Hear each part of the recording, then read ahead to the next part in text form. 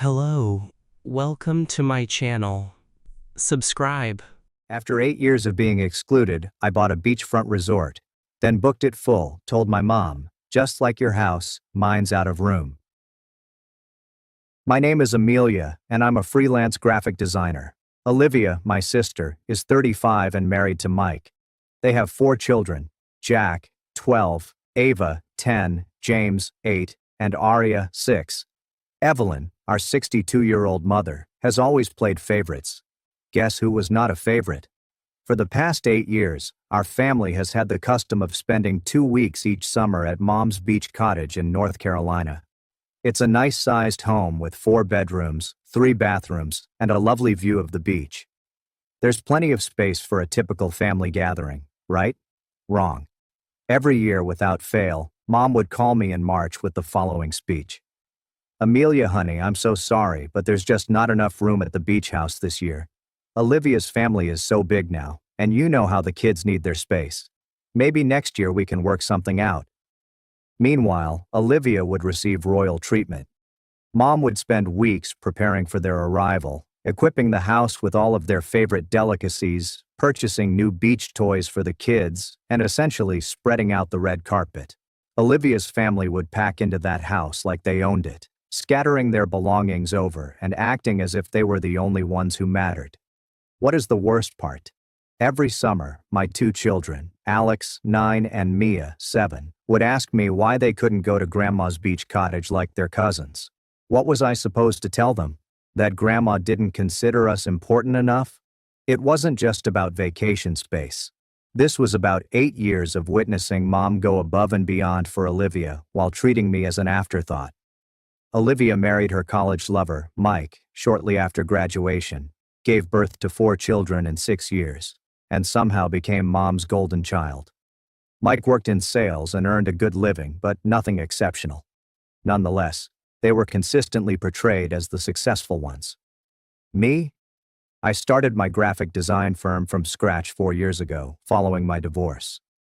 I worked my buttocks off, often working 12-hour days to increase my customer base and keep food on the table for my children. But because I work from home and don't have a regular 9-to-5 job, Mom always assumed I was unemployed. Amelia's still figuring things out, she'd tell relatives during family gatherings. Olivia enjoyed her stable life with Mike and the children. She would make tiny remarks anytime we were together. Must be nice to have such a flexible schedule, she'd say, flashing a phony, charming smile. I couldn't handle not knowing where my next paycheck was coming from. The beach house incident was just the most evident evidence of partiality. Every year, I'd see Olivia post dozens of Instagram photographs from their fantastic family vacation at my mother's beach house. The kids making sandcastles, Mike grilling on the deck, Olivia relaxing in the hammock with a drink. Meanwhile, my children and I would spend the 2 weeks at home, sometimes going to the neighborhood pool or watching movies. Last summer was the breaking point. I had just secured my largest client yet, a software business that asked me to overhaul their whole brand identity. It was a 6-figure contract that would set us up well for the year.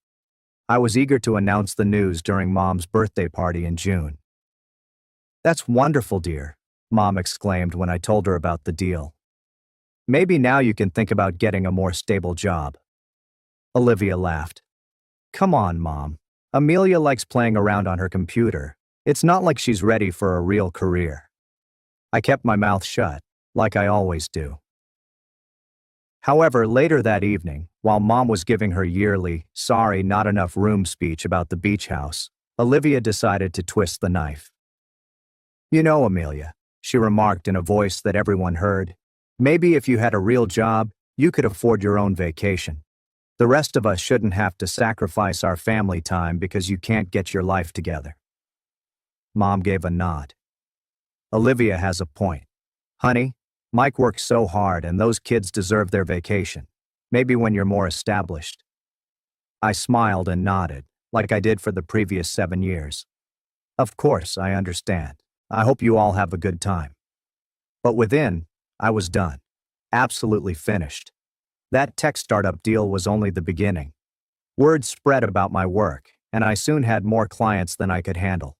I boosted my fees, became more choosy about clients, and began to establish something larger than a freelance firm. By October, I had a stable enough income to recruit 2 people. By December, I'd secured 3 additional significant corporate clients. By February, I was looking for office space and thinking about expanding into digital marketing services. The money was coming in, but I hadn't told anyone in my family. I continued to drive my old Honda, live in the same modest house, and dress the same way I always did. As far as they knew, I was still fooling around with my computer. In March, right around the time Mom would call with her "not enough room" lecture, I made an offer on a tiny resort property approximately 2 hours from the beach house. It wasn't huge, only 12 rooms, a restaurant, and a magnificent stretch of private beach. But it was ideal for my needs. The previous owners had driven it to the ground and were desperate to sell. I purchased it for a fraction of its value and immediately engaged a management business to handle day-to-day operations while I worked on renovations. By May, the resort had been transformed. I had spent about $200,000 on enhancements, including new furnishings, entirely refurbished rooms, a stunning infinity pool overlooking the beach, and a children's play area that would make Disney jealous. The restaurant served 5-star cuisine, and the entire setting looked like something out of a luxury travel magazine. I named it Seaside Haven Resort, and it was simply stunning. Most importantly, it was mine. All mine. It soft opened in June with a few paying customers to iron out any issues. Everything went smoothly. The reviews were fantastic, and bookings for the summer were already coming in fast. Meanwhile, Olivia was sharing her typical pre-vacation stuff on social media. Photographs of the kids shopping for beach attire, Mike loading the car, and eager notes about their annual family tradition at Grandma's place. Mom called me in late June, delivering her anticipated spiel. "Amelia, honey, I'm so sorry, but..." "I know, Mom, not enough room. No worries at all.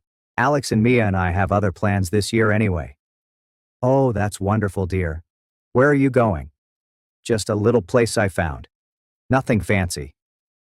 In the first week of July, I drove to Seaside Haven with my children. I had reserved us the greatest suite in the hotel, a 2-bedroom beachfront room with a private balcony and direct beach access. Alex and Mia could not believe it. "Mom, this place is incredible," Mia exclaimed as she ran around the suite. "Are we really staying here for 2 whole weeks?" "We sure are, baby girl." We spent our days on the private beach, eating delicious food at the restaurant, swimming in the infinity pool, and participating in all of the activities I had planned, including horseback riding, deep-sea fishing, and kayaking. We'd never been able to afford this vacation before, and having my children enjoy it was well worth the money I invested.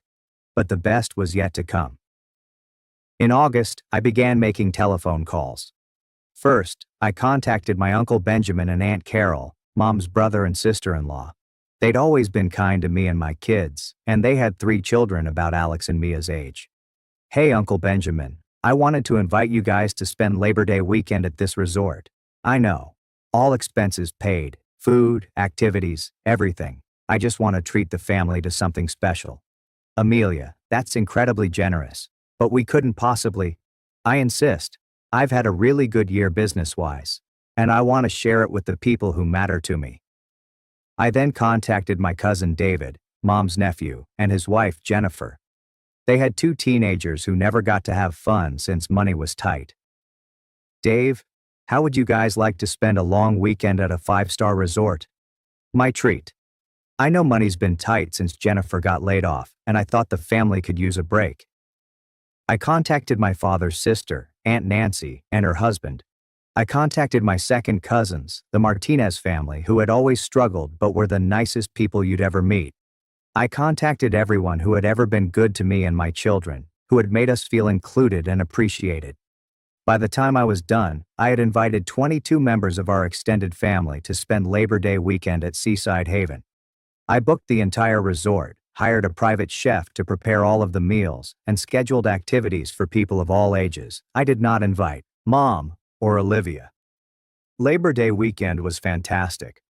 All of my relatives were astounded by the resort, often wondering how I could afford such a magnificent setting. I simply smiled and said I had a good year.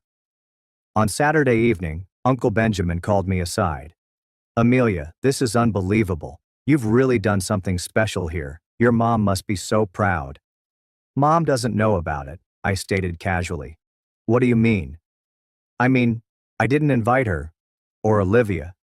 Uncle Benjamin appeared confused. But why? This is a family gathering. Benjamin, for 8 years, Mom has told me there's not enough room at her beach house for me and my kids. Every single summer we've been excluded from the family vacation because Olivia's family takes up too much space. So this year, I decided to host my own family gathering, and unfortunately, there's just not enough room for everyone. The truth quickly spread throughout the group. Everyone was aware of the beach house predicament. They had heard Mom's justifications and Olivia's remarks over the years. Some of them had even quietly questioned Mom why I wasn't included in the summer vacation. Monday morning, while everyone was checking out and heading home, my phone began to ring. It was Mom. Amelia, where are you? Benjamin just called me with some ridiculous story about you owning a resort. That can't be true. It's true, Mom. What? How is that possible? You don't have that kind of money. Apparently I do. There was a prolonged pause. Amelia, I'm confused. If you could afford something like this, why didn't you tell us? Why didn't you invite us? You told me there wasn't enough room at your beach house. I'm telling you there's not enough room at my resort. That's completely different. The beach house is what, Mom? Not big enough for everyone? Well, guess what? Neither is my resort. But Amelia, we're family. Funny how you remember that now. I hung up. 20 minutes later, Olivia called. What the hell is wrong with you? She exclaimed into the phone. Mom is crying her eyes out. How could you do this to us? Do what, Olivia? Have a family gathering? I thought you'd be happy. You always said I should be more successful. You know what I mean. You deliberately excluded us. The way you excluded me and my kids for 8 years. That was different. The beach house really isn't big enough for everyone. And my resort really isn't big enough for everyone either. Funny how that works. This is petty and vindictive. Amelia, you're better than this. No, Olivia, I'm exactly this. I'm tired of being treated like the family failure when I work twice as hard as anyone else. I'm tired of watching my kids get left out because you decided your family matters more than mine. The weeks that followed were really intense. Mom contacted me every day, sometimes crying, sometimes angry, and she always demanded to know why I was punishing them. I raised you better than this, Amelia. This isn't how family treats each other. You're right, Mom. Family doesn't treat each other the way you've treated me for the past 8 years. I never excluded you. There genuinely wasn't enough room. There was room, Mom. You just chose to give it all to Olivia. Every year you chose her family over mine. Every year you made my kids feel like they didn't matter. Did you think I wouldn't notice? Did you think they wouldn't notice? Olivia took a different strategy. She began telling other family members that I was harsh and nasty, hurting innocent children because of a perceived insult. But the family members who had attended the resort weekend knew the truth.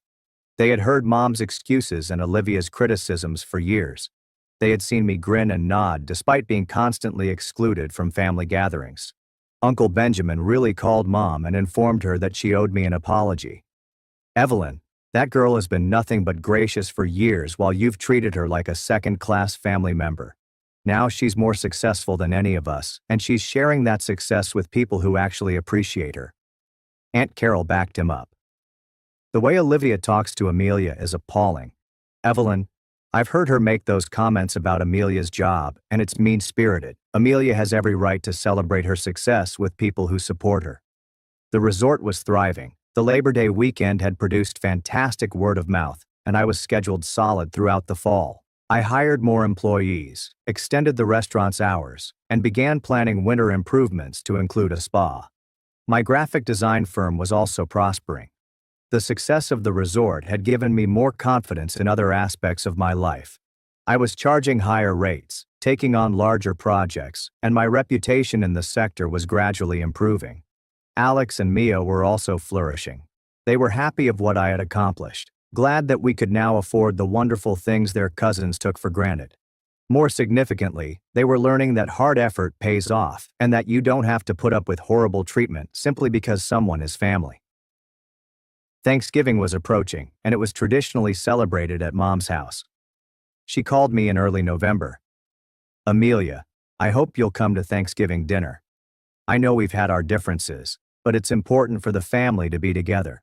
Will there be enough room for everyone, Mom?" "Of course there will, don't be ridiculous." "Interesting, your dining room table seats 8. Olivia's family is 6 people. You and Dad make 8. Where exactly are Alex, Mia, and I supposed to sit?" "We'll figure something out. We always do, right? Olivia's family gets the main table and my kids and I get folding chairs in the kitchen." "Thanks, but we'll pass." "Amelia, you're being unreasonable." "I'm being realistic. For the first time in my life, I'm being realistic about how this family works." Instead, I invited Uncle Benjamin and Aunt Nancy's families, as well as the Martinez family, to Thanksgiving dinner at the resort. We enjoyed a wonderful supper cooked by the chef. There was plenty of room for everyone, and the kids had fun on the beach after dinner. In December, Mom made another round of calls. "Amelia, I've been thinking, maybe we should have Christmas at your resort this year. It would be nice for everyone to see what you've built." "That's a generous offer, Mom, but the resort is booked solid through New Year's. I don't have any availability." "But surely you could make an exception for family." "I could make an exception for family that treats me like family." "What do you want from me, Amelia? Do you want me to apologize?" "Fine, I'm sorry. I'm sorry if you felt excluded from the beach house. I was just trying to accommodate everyone." "No, Mom. You were accommodating Olivia. There's a difference. Olivia has 4 children, and I have 2. Apparently your math says 4 is more important than 2. Mom finished our chat by hanging up on me. I spent Christmas morning with Alex and Mia at home before driving to the resort for Christmas dinner with the family members who had become my true support system. We had 25 people there, with the exception of Mom, Dad, Olivia, and her family. It was the finest Christmas I had in years. There have been no passive-aggressive comments concerning my career. No more witnessing my children receive lesser, cheaper gifts than their cousins.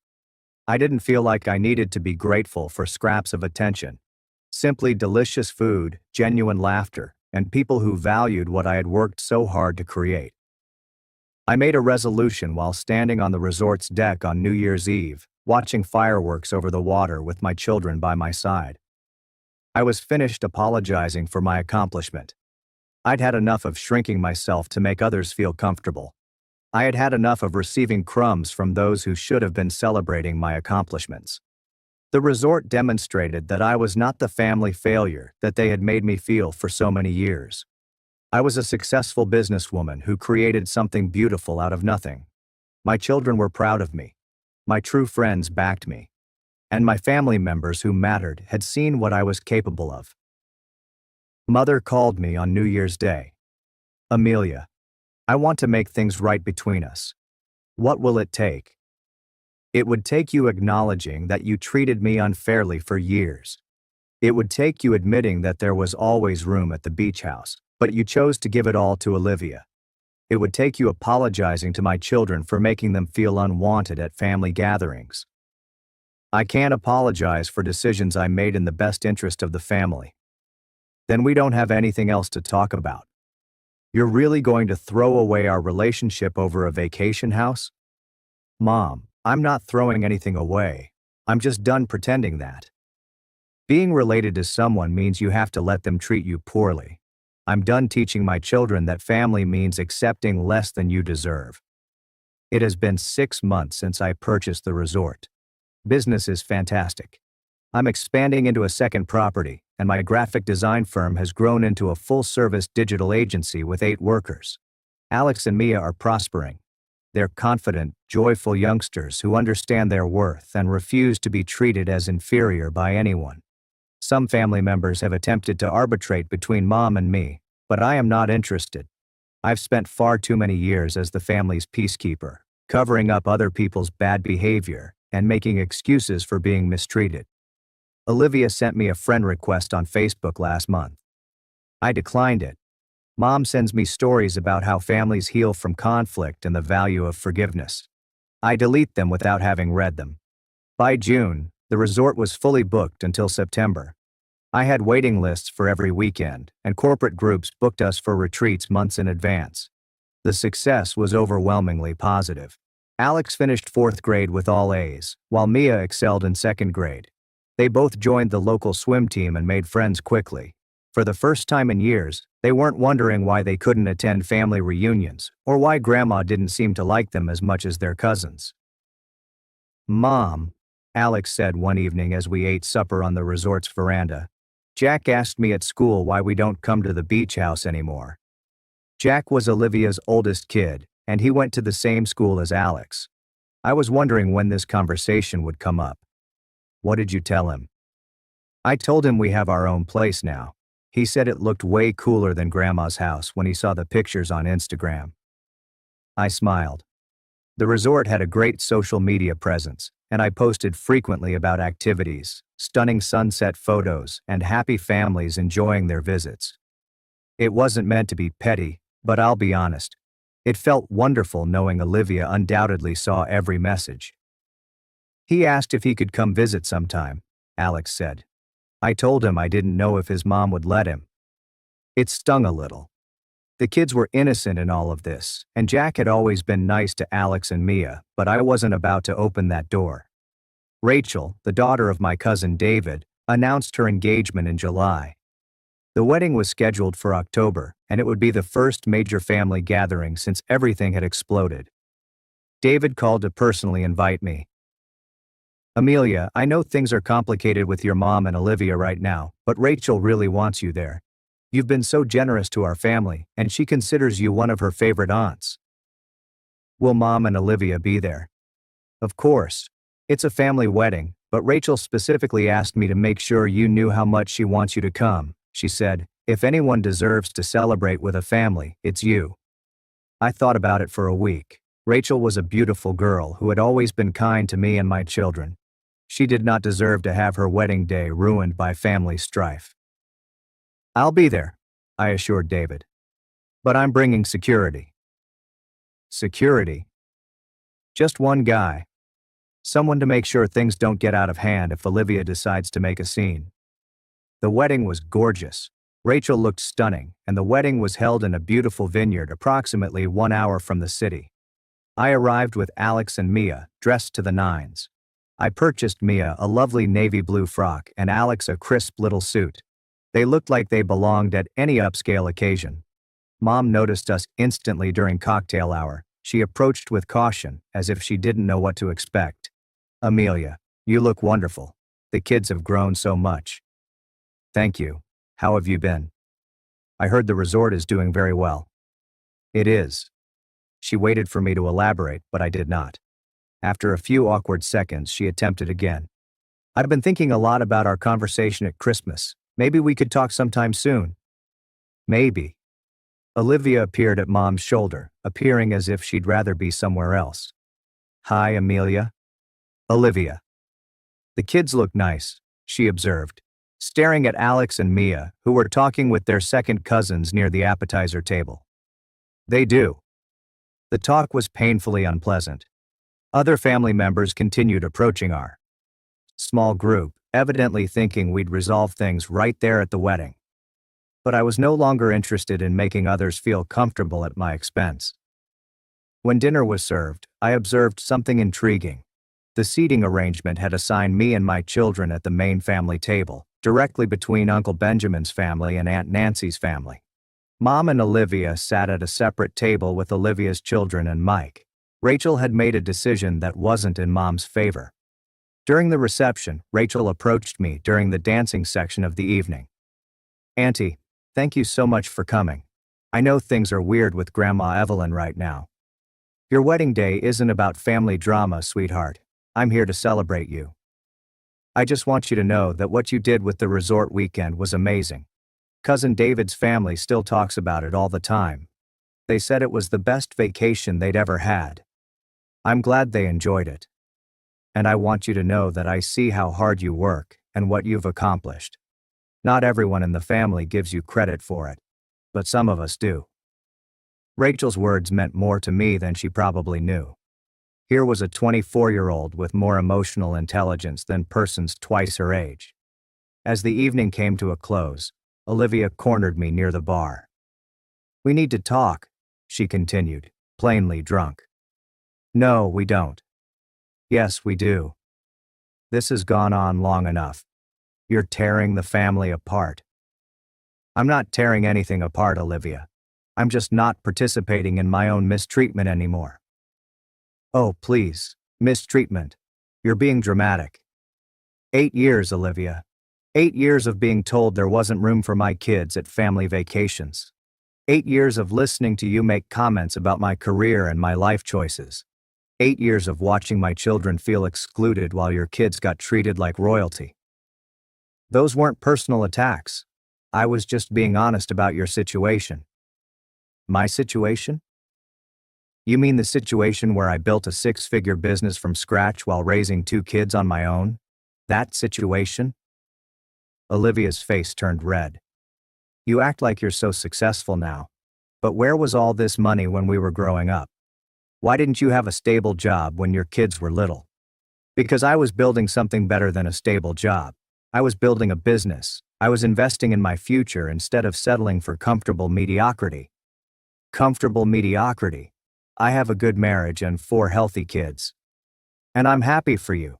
But that doesn't give you the right to treat me like I'm less than you because I chose a different path."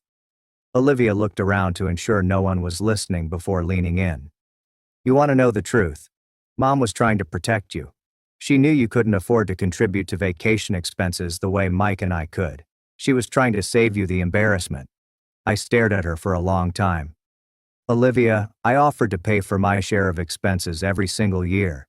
Every year I told Mom I could cover food, utilities, whatever she needed. She never once asked me to contribute anything." That's not how I remember it." "That's because you were never part of those conversations. You just assumed I was broke because it made you feel better about excluding me." Marcus, a lovely guy who does event security as a side company, appeared at my elbow. I'd asked him to keep an eye on things and intervene if any discussions were too hot. "Everything okay here, Miss Amelia?" Olivia seemed astonished. "You really brought security to a family wedding?" "I brought insurance against drama. Looks like it was a good investment." I went away before she could reply. My phone began to ring early on Monday morning following the wedding. It was Uncle Benjamin. "Amelia, I heard there was some tension at the wedding. Are you okay?" "I'm fine, Uncle Benjamin." Olivia had a few drinks and decided it was time for a heart-to-heart. "David told me you handled yourself well. He also mentioned that you brought security." "Just a precaution. I wanted to enjoy Emma's wedding without worrying about anyone making a scene." "That's actually pretty smart. I might steal that idea for future family events." Uncle Benjamin's remark made me giggle, but it also got me thinking. Perhaps I wasn't the only one who became tired of walking on eggshells around certain family members. By October, I was actively hunting for a second property. My business partner, Robert Chen, a hotel management specialist who approached me after learning about Seaside Haven's success, had discovered a mountain retreat property in North Carolina that was ideal for development. The Mountain View Lodge was a 20-room hotel featuring a spa, meeting facilities, and breathtaking hiking paths. It was in foreclosure and required extensive renovations, but it had tremendous promise. "Amelia, this could be the flagship property for a whole chain," Robert said to me as we toured the grounds. "Seaside Haven proves you understand the luxury family market. This place could capture the corporate retreat and spa weekend market." I made an offer that week. While the lawyers finalized the acquisition deal, I concentrated on the holiday season at Seaside Haven. We were booked solid from Thanksgiving to New Year's, and I'd established a waiting list for Christmas 2026. Mom called in early November, as she had the year before. "Amelia, I want to try something different this year. What if we had Thanksgiving at Seaside Haven? I could pay for everyone's accommodation, and we could have the whole family together." The resort is fully booked, Mom. But surely you could make some adjustments. Cancel a few reservations. I'm not going to disappoint paying customers to accommodate people who spent years making it clear I wasn't a priority. Amelia, I'm trying to make things right. No, you're trying to make things convenient. There's a difference. What do you want from me? I want you to admit that you were wrong. I want you to acknowledge that you played favorites for years and that it hurt me and my children. I want you to apologize for making my kids feel unwanted at family gatherings. I never intended for the kids to feel unwanted. But they did feel unwanted, Mom. Intent doesn't erase impact. There was a prolonged pause. I don't know how to fix this, Amelia. Maybe you can't fix it. Maybe some things are broken beyond repair. I don't accept that. Then you're going to be disappointed. Mountain View Lodge debuted in March with a soft opening for friends and family. I invited the same group that had attended the Labor Day weekend the previous year, as well as a few additional relatives who had been supportive. The property looked lovely following the modifications. We transformed it into a luxury wellness retreat complete with a world-class spa, gourmet restaurant, and a variety of activities such as guided hikes, yoga classes, and wine tastings. Uncle Benjamin and Aunt Carol were among the first attendees. Amelia, this is incredible, Carol exclaimed as we sat in the spa's relaxation area. 2 years ago, you were worried about making ends meet, and now you own 2 resorts. Hard work pays off, I explained plainly. It's more than that. You have vision. You saw opportunities where other people saw problems. That evening, as we gathered for supper at the Mountain View restaurant, Uncle Benjamin stood up to toast. I want to say something about Amelia, he told me. 2 years ago, some people in this family thought she was struggling to find her way. They were wrong. She wasn't struggling. She was building. She was creating something amazing while the rest of us were comfortable with the status quo.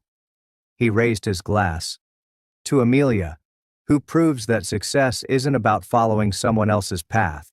It's about having the courage to build your own. Everyone raised their glasses, and I felt a warmth that wasn't related to the wine. Olivia called me a week after Mountain View opened. She sounded different, less defensive and more exhausted. Amelia, can we talk? Really talk. Not like at the wedding. What do you want to talk about? I want to apologize. It astonished me. Okay. I've been thinking a lot about what you said at Emma's wedding, about the vacation expenses, and Mom never asking you to contribute. I called Mom to ask her about it, and she admitted that you offered to pay every year. She said she thought it would be easier to just have one family there instead of trying to coordinate with everyone. Easier for who? That's what I asked her, and she couldn't really answer. Olivia was silent for a moment. I also asked her why she always made those comments about your job not being real work. She said she was worried about your financial stability and thought she was encouraging you to find something more secure by insulting what I was building.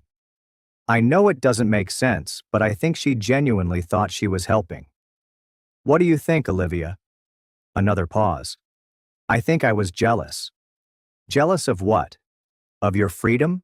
Of your creativity? Of the fact that you were building something that was entirely yours? Mike and I have a good life, but it's predictable. We do the same things every year, go to the same places, have the same conversations. You're creating something new. So you decided to tear me down instead of supporting me. I decided to make myself feel better by convincing myself that what you were doing wasn't real success. It was easier than admitting that maybe I was playing it too safe. It was the most candid chat Olivia and I had ever had. I'm sorry, Amelia. I'm sorry for the comments about your job. I'm sorry for supporting Mom's decision to exclude you from vacations. And I'm sorry for making you feel like you weren't successful enough to deserve respect. Thank you for saying that. Is there any chance we could start over? Not go back to how things were, but maybe build something new? I thought about it. Maybe, but it would have to be different. I'm not going back to being the family member who accepts less just to keep the peace. I understand. And I respect what you've built. Both businesses are incredible. Thank you. Would it be okay if I brought the kids to visit Seaside Haven sometime? Not as a family obligation, just as customers, paying for a vacation. I'd be happy to have you as guests. But Olivia, things are different now. I'm different now. I know, and maybe that's a good thing. People usually say blood is thicker than water, but I've discovered that's not the whole story. The whole quotation reads, "The blood of the covenant is thicker than the water of the womb." The relationships you choose and cultivate are stronger than those you are born into. I choose to create a business, a life, and relationships with people that respect me. I decided to quit accepting less than I deserve simply because someone shares my DNA. Some could accuse me of being petty or vengeful. Perhaps I am.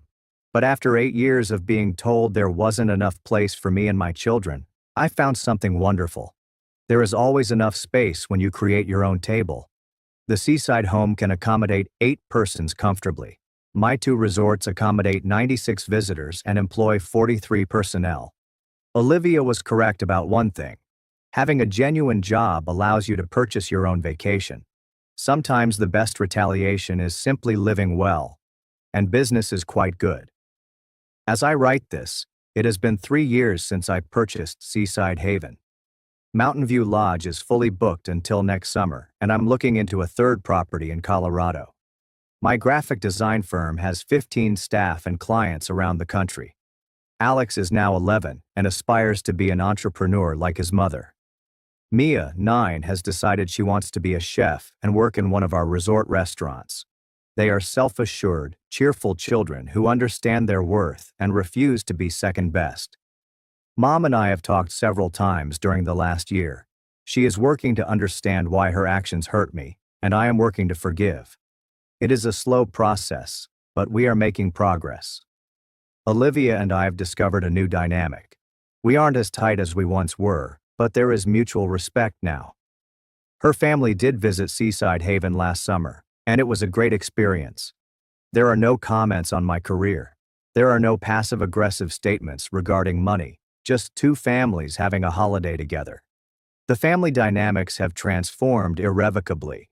I'm no longer the family member who requires charity or sympathy. I am a family member who employs 43 people and gives back to the community through local employment and charitable activities. Most importantly, I'm no longer the family member who settles for less than she deserves just to keep the peace. I created my own peace. And it is beautiful. Sometimes the finest revenge isn't really revenge. Sometimes it is simply refusing to shrink in order to make others comfortable.